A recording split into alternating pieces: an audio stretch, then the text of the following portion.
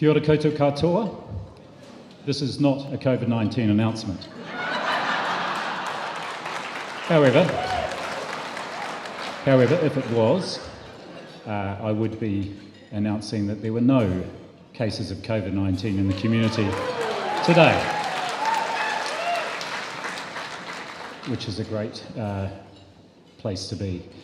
Thank you so much for the invitation to be here tonight, to those who have organised the evening, for your patience in finding a date that worked. It's a real pleasure to be here at this large event where we can all gather because we can, and that is by no means a situation in most countries around the world where we can do this safely, and it is a real pleasure to be here. Thank you to Chris for the introduction, and I want to especially greet all those distinguished guests who are here tonight, including members of Parliament from both sides of the House. I should, of course most of you will know this, but I'm not a politician.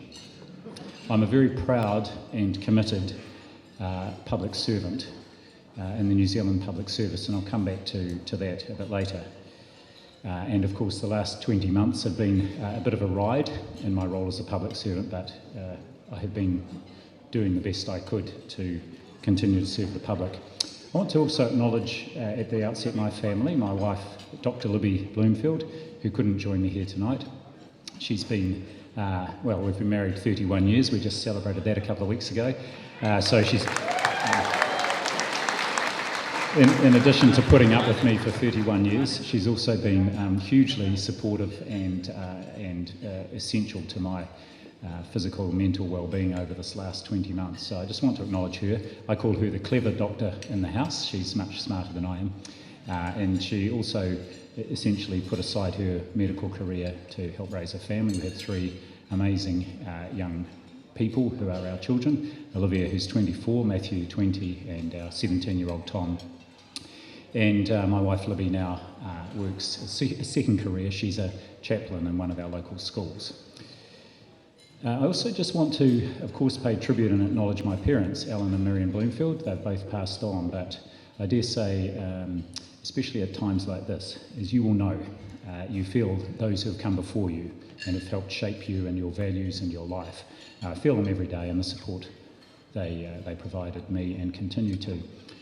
And I want to thank all of those who have been, I guess, as I had the blessing earlier on in the temple, and a number of people have said to me that the community was praying for our leaders and for our response. And I want to thank those who have been praying, people of many faiths, who have been wishing the strength and insight and wisdom into our leaders as we've faced this very difficult challenge. Many of you are leaders in your communities, and leadership comes in many forms. Each of you play a vital role, and I know you will have contributed enormously to our collective response over this last 20 months. The best definition of leadership I've ever heard was one a couple of years ago from a disability advocate, Philip Patson. And it's a very simple definition. Leadership, he said, is an invitation to collective action. An invitation to collective action. And I can't think of a better definition. And if you think about New Zealand's response to this emergent pandemic last year, and when everybody was asked to do really quite a remarkable thing, to go home and stay at home, an invitation was extended to act collectively. And New Zealand has accepted that invitation, and look what happened. And I'll talk a little bit more about that. So this evening I would like to reflect on what I call lessons on life and leadership from COVID-19. And given the theme is around good governance, I will link it back to good governance, but I won't talk about governance per se. I hope that some of what I've got to say will provide some insights, perhaps from a fresh perspective, on what good governance looks like. I think after that there are going to be some reflections from the Ambassador, and then there is question time. And just a reminder for those of you who haven't watched one of the stand-ups recently, when we get to question time, you don't need to politely put your hand up and wait for someone to ask you. You just shout your question at me. Dr. Bloomfield! Dr. Bloomfield! And don't worry if someone else is already shouting, just shout louder. And if someone's already asked your question, don't let that put you off. just ask the same question. But I am just letting you know I will give the same answer.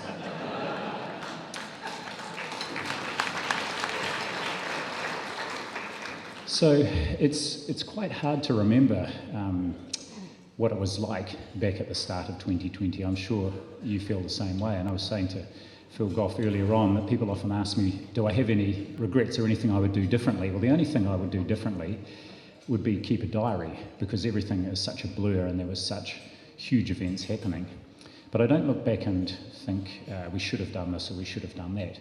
But I very much remember the very first stand-up we did. It was just over a month before that first case that Chris mentioned, on the 28th of February. Actually, on the 28th of February, actually the day before, 27th of February, I was off mountain biking in the South Island with my friends, and we were about to do another 2-day trip, and then I got the call that we had our first positive test, so I had to jump on a small plane from Westport, make my way back to Wellington for that announcement. But a month before, on the 27th of January, at the behest of our very good communications manager, Peter Abernathy, who's a wonderful person, he said, you know, we've got so many media inquiries coming in about this. Actually, it wasn't even called COVID-19 then, it was just this emerging situation. He said, let's do a stand-up to tell everybody at the same time what we know and then answer questions. So I made my way into a small room in the Ministry of Health with my very good colleague, Dr. Caroline McElnay. You may remember her. She was the one whose fringe grew longer and longer as we went through lockdown, and everyone seemed to observe that. And I introduced myself and Caroline, and we then said, well, here's what we know, which didn't take very long back in those days, and it's hard to remember just how little we actually knew. And then we answered questions, and for most of the questions at that time, the answer was, we don't know. Sometimes we would say, we will get that information. But what started out as a way to just help us manage the media inquiries became a bit of a thing. And we realised it became a very important vehicle for getting information out, in a sense, unfiltered to the public, and also for making sure that everybody knew what was happening. And so we kept that stand-up routine, I guess, going. And then by the time we came in the third week of March to that lockdown situation, and then the daily 1 o'clock stand-up, which was the Prime Minister and myself, became quite a thing. Of course, the joke was that if you wanted to go and do your supermarket shopping to stock up on toilet paper, of course, the time to do it was 1 o'clock, because that's when everyone else was at home watching their TV to find out just what in the world was happening.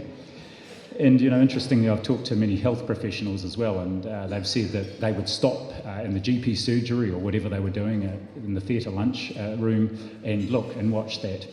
And the thing about the 1 o'clock stand-up is everybody got the information at the same time. And at a time when we were sort of isolated in our bubbles from each other, it gave us a sense of the collective, where we could all know that at the same time we were hearing the information, but also what we needed to do to make sure we could do our best.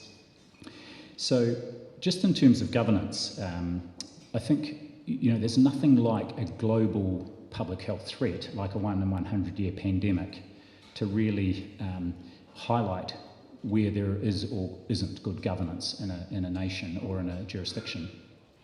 And it's no surprise to me that New Zealand has got a track record of very good governance. I spent a year in 2011 at the World Health Organization in Geneva, and there was a wonderful time there. I was actually working on non-communicable disease prevention and control. Not exactly the most helpful thing when you get a communicable disease pandemic, but fortunately our training covers the full gamut. But the important thing I realised is that fundamental to a good health system in a country is good governance. It's very hard in countries where first of all, you need the citizens to be safe, so there's no armed conflict. But secondly, good governance is about ensuring that when resources are allocated to a specific purpose for improving well-being, that those resources go to where they're meant to go.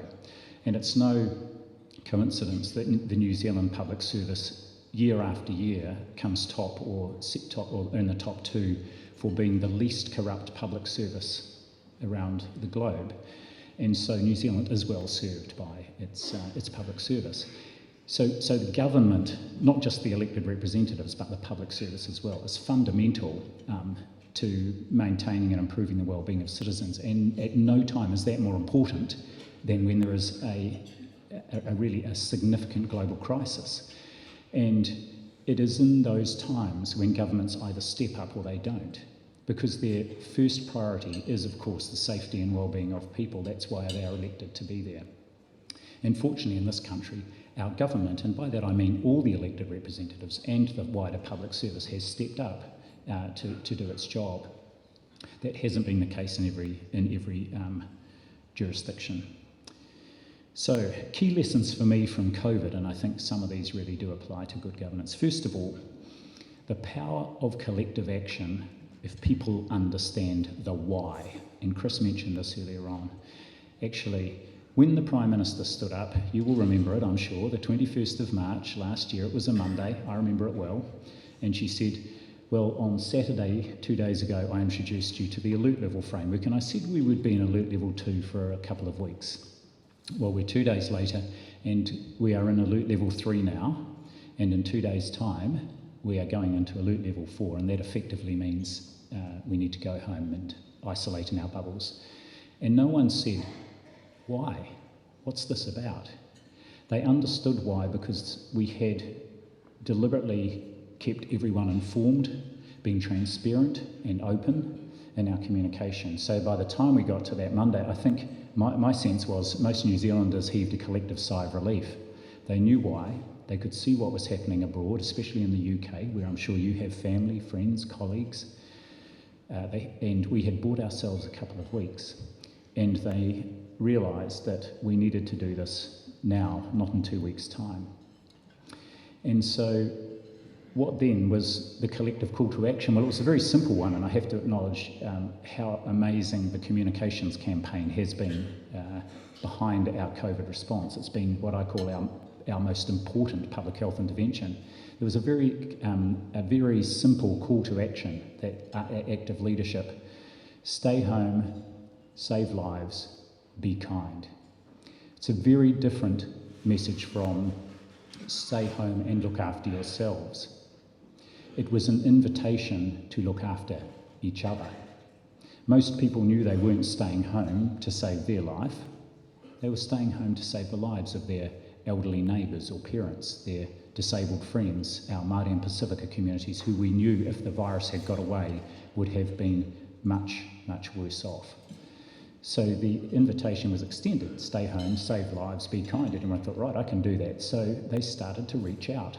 And some communities, and I'm sure yours was one of them, had already been doing this. Iwi Māori were the first to mobilise to protect their whakapapa, because all too front of mind for them was the Spanish flu pandemic 100 years ago, where their populations had been decimated in many hapu and iwi around the country. So they acted swiftly to set up checkpoints to protect their elderly, their kaumata and kuia, and that was an act to intervene, to protect their whakapapa. But communities reached out, community groups, church groups, neighbourhoods, to find out who needed what. And so it was our collective kindness that really made the difference. One of the things I'm having to get used to is walking down the street and people recognising me. That was not in the job description when I took the role on. I must say I should have read the fine print a little better. Probably somewhere in there it said, and by the way, there will be a 1 in 100 year pandemic, so prepare yourself. But I walked down the street, people recognised me, and many thousands have approached me, and they've been very generous in their comments. It's usually to thank me, and they want me to thank the team. I'm the visible face of that, but they recognise that I'm one of a big team of people. But some of those people walking down the street are wearing T-shirts with my face on them. This is a new thing. And on one of those T-shirts, it's underneath my visage, it says, "The Curve Crusher." The curve crusher. But here's the thing. I didn't crush the curve. No one individual crushed the curve. We crushed the curve with our collective kindness. It shows what is possible if people understand why. You actually don't need to tell them what and how. They know. And we had some wonderful examples of this in my organisation, and a very good one to describe is the development of our national contact tracing solution. We've got 12 public health units around the country. Some of them, their contact tracing prior to COVID-19 was done on paper. Some had spreadsheets, 2 or 3 had databases, but two teams in our Ministry of Health saw there was a need for something national. They got together, they built a prototype in a week, and they've continued to iterate it ever since. We're on about the 30th iteration. They knew what to do, they saw what was needed because they understood the why. And my great hope is that as New Zealanders we can reflect on our achievement of our collective understanding of the why and think, what if we wanted to act collectively on some of these other great challenges that we as a nation aspire to do better on? Child poverty, housing and homelessness, environmental sustainability, indeed our role, our contribution to global leadership around climate change. As I say to my team sometimes when the chips are down, no one is coming.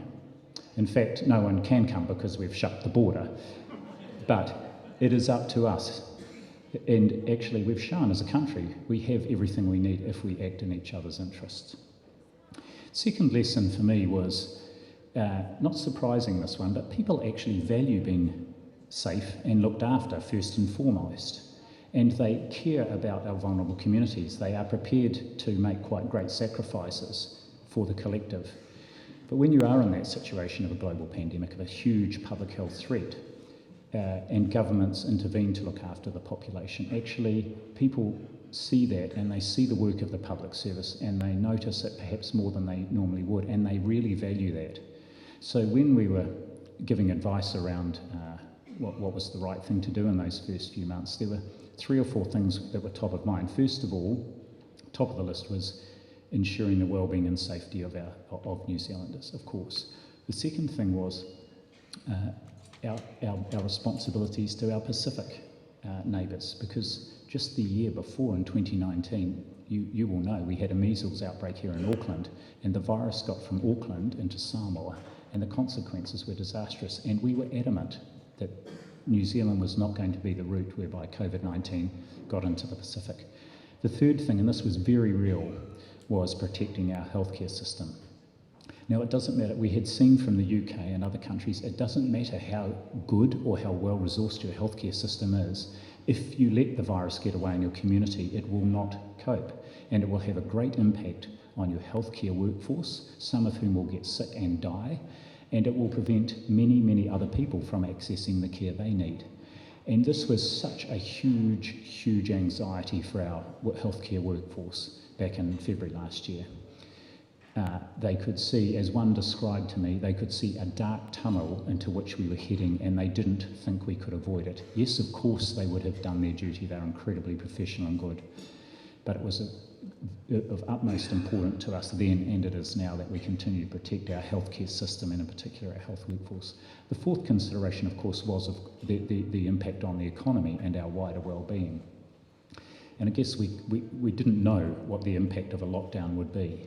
But as it's transpired, it became obvious quite quickly, and you would hear people around the globe say that the very best economic response to the virus is to the pandemic is to control the virus, and so it's transpired for New Zealand. People value being safe and looked after first and foremost. Third, and just a short plug here because I've already given it one, but I thought this well before the pandemic, New Zealand does have a fantastic public service, and I think New Zealanders saw that and noticed it more than perhaps they normally would. And I'm not just talking about the health response. The development of a policy around wage subsidies and its rapid implementation by our colleagues in MSD, the work on caring for communities. We housed all our homeless people very quickly. Keeping the virus out of our prison system was a huge achievement, and it's one I'm very proud of. So there was an enormous amount of work that was done across the public service by people, again, mostly with a clear sense of purpose. They knew what to do and they got on and did it. The fourth lesson for me is I talk about the words that are very commonly used in the media at the moment. We have these words we use a lot in the public service. For those of you who live in the public service or work in the public service, we're often moving forward into the future space. is one of the sort of terms that is used. But there's this new set of words the media use, and one that they really like is the new F word, failure. Everything that doesn't go 100% right is a failure. And I've been asked about this a number of times, and my response to this is actually the only failure is if we don't review and learn and adjust. And in a situation like this that is so rapidly evolving, you've got to be prepared to do that and constantly review. And we've had a number of reviews done of all aspects of our response. There are, I think at last count, around 1,700 recommendations from all the reviews. But it's that commitment to and that willingness to keep adapting and keep learning and keep evolving and improving that is really a hallmark of, I think, our success here. And there's a lesson for this in leadership and in governance, isn't there? You can't stand still. You have to constantly be curious. How could we do things better? As we say in the healthcare system, every day you go to work, you've got two jobs. First of all, to do the best you can, and secondly, to work out how to do it even better. It's the quality improvement cycle. A fifth lesson from me is, there's nothing like a global pandemic to sort of make you realise that there are some things you can't control. So when we talk about leadership, 3 domains of leadership, leading self, leading others, and leading context. Well, it's quite hard to lead the context when it's an unfolding global pandemic. So what it comes down to is, and often the hardest thing is to lead self. When you're in a situation where you can't control the context, you have to then focus on what is I can control, and something you can always control is your behaviours, how you respond. And of course our behaviours are a reflection of our values. We judge ourselves by our intentions, others judge us by our behaviours. And so when you're in that situation where, and this is a very important leadership lesson, when context is really out of your control, it's how you respond. And so I've been reflecting quite a lot and every day through last year was getting up and thinking, what are the values that underpin my behaviours, how I want to front, how I want to come across? And sort of 4 values really. I've talked about kindness. Now I'll put my cards on the table here. I am a fully paid up member of the Kindness Club, okay? Have been for a while.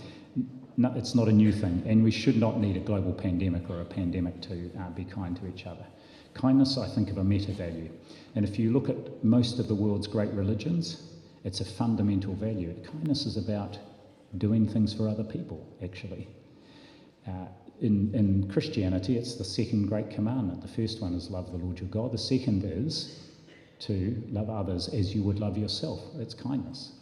The second part of that is important, and I will come back to that. So kindness, I think of as a meta-value, and I firmly believe that it was our commitment to and our response to the call to be kind to each other that actually saw us through those early, very challenging days and will continue to see us through.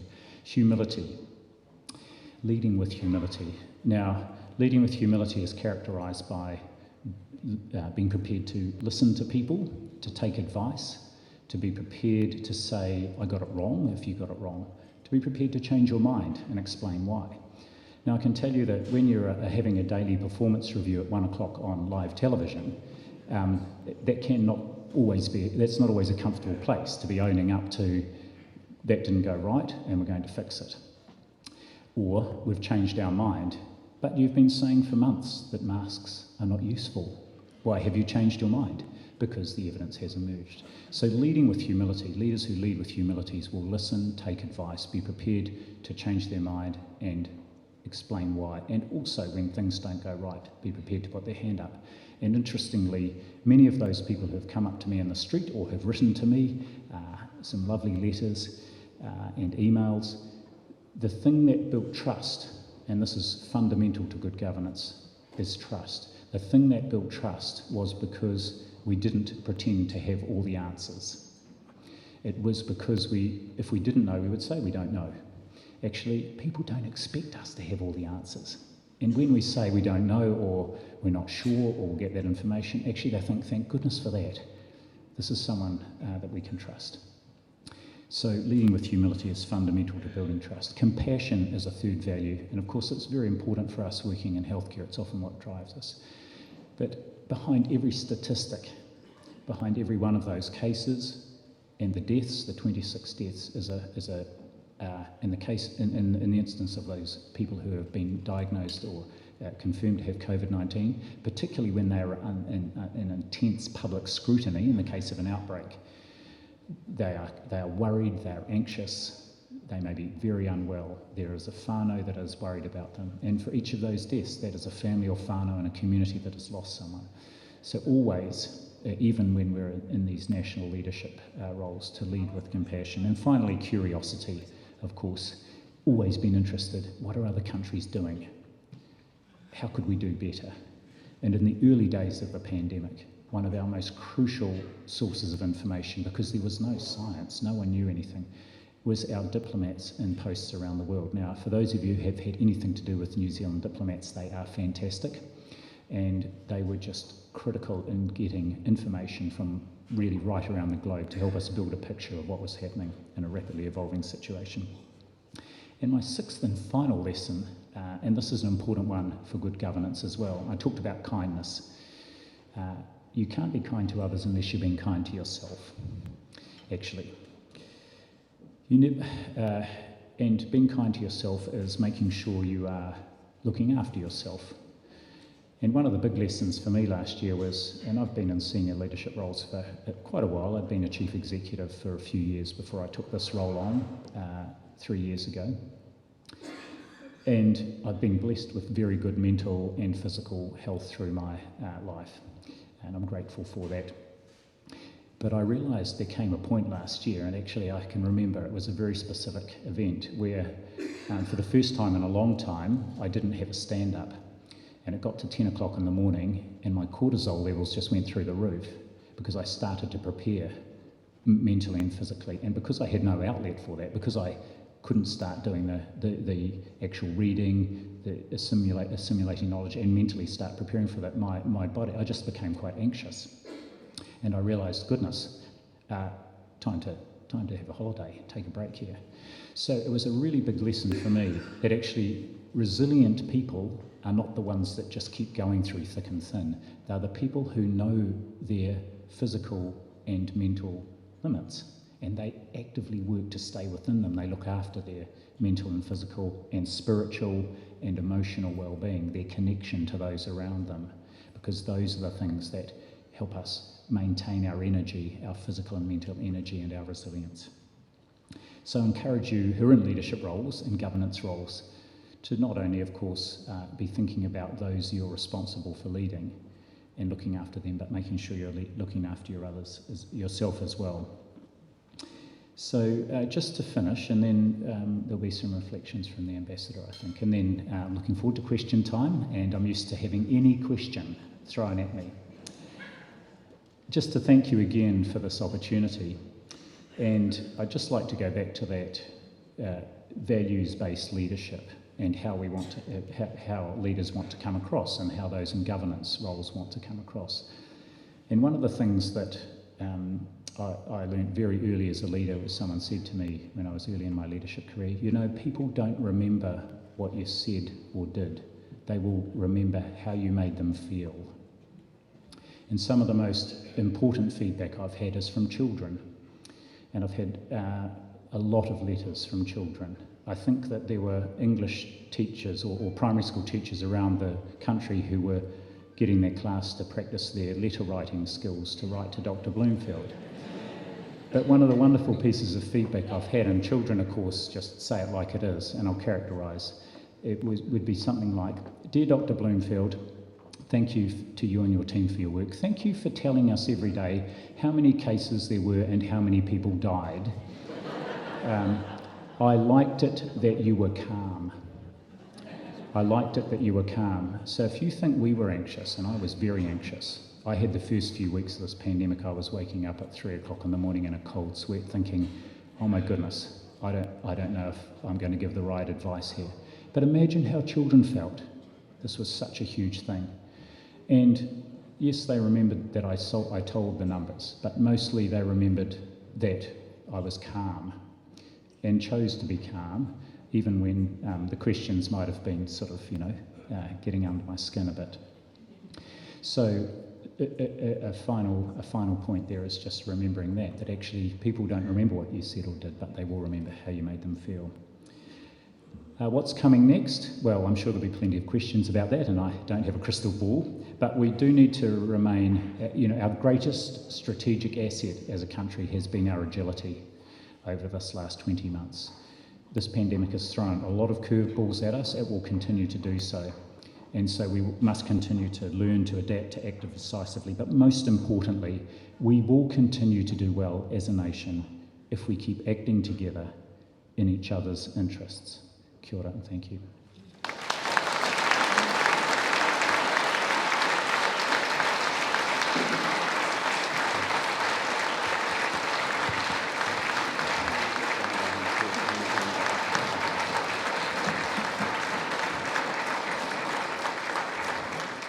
Well, everyone, I think we've had a great lesson in leadership with those 6 key points. And Ashley, can I say thank you very much for sharing that with us so clearly and communicating so powerfully. Thank you for your service. It's really important what you've been doing for us and for all of us. We really appreciate it.